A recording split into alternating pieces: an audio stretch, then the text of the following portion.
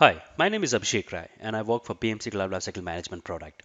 Today I'm going to talk about CLM PaaS provisioning for Docker Part 3, which includes configuring multi-tier service blueprint for public PaaS services. The plan is to discuss the set of steps for creating a multi-tier service blueprint for a public PaaS service, which includes creating a multi-tier service blueprint, discuss the configurations of parameters. Once you're done with this configuration, you'll have multi-tier service blueprint ready for a public PaaS service. During the demo, we'll be talking about setting up a multi-tier service blueprint for PaaS service. Let's switch to the Cloud Admin console and talk about these configuration. Okay, I'm on a PMC Cloud Lifecycle Management Administration console and I have logged in using my admin user. I'm under Service Designer workspace. So I have already created a multi-tier service blueprint for public PaaS. Let me talk about this service blueprint and its configuration. So today I'm going to demonstrate Drupal. So Drupal is a free open source software to create websites which requires database, and I'm going to use MS SQL as a database. I've got two resource sets. Let's talk about first resource sets. So select your first resource set. So I have named it as MySQL, number of instances as 1, and tag.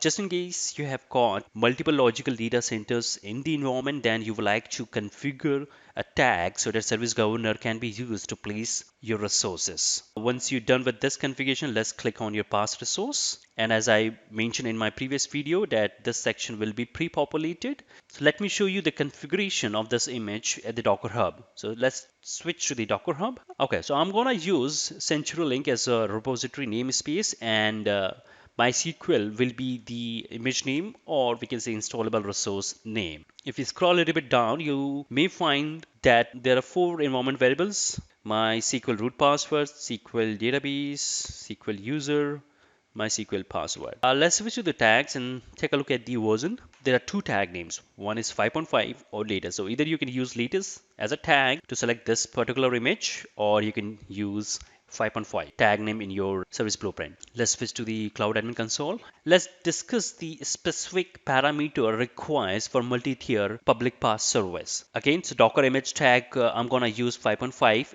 You can have latest as well as a tag name over here. Repository namespace is going to be CenturyLink as I have shown you. Docker repository password and username, you can keep it blank because I'm using image from a public Docker hub. Domain name could be anything. For now I have configured mysql.com.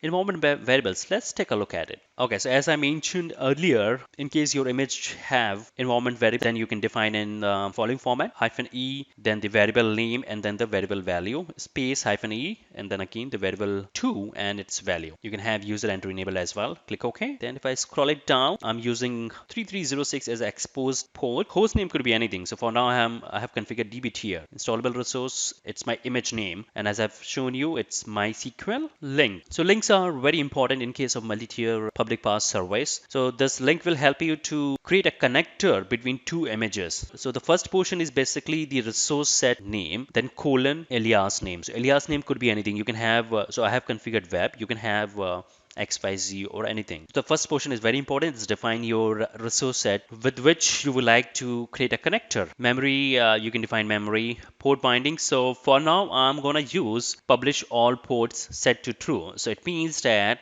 a random ports will be used to associate with the container port, which is 3306. So once you're done with the first resource set configuration, let's switch to the second one. So let's select Drupal. Again, you need to define the name and then tag just in case you would like to. Now let's switch to the PaaS resource. Click on parameters. And before I talk about the specific parameters, let me switch to the Docker Hub. Here is the namespace CenturyLink and the image name is Drupal. And as you can see, it doesn't have any environment variables. Let me switch to tags. Okay, so either you can use latest. The latest version is 7.34. So you can use 7.34 as a tag name in your service blueprint parameter. Docker image tag, I'm gonna use latest, but as I mentioned, the latest tag was 7.34, so you can use that over here as well. Docker repository name is space CenturyLink. Domain name Drupal.com, but you can have anything over here. There is no environment variable, so I'll keep this blank. The container expose port is 80 in this case. Host name is web tier. Installable resource, as I have shown you,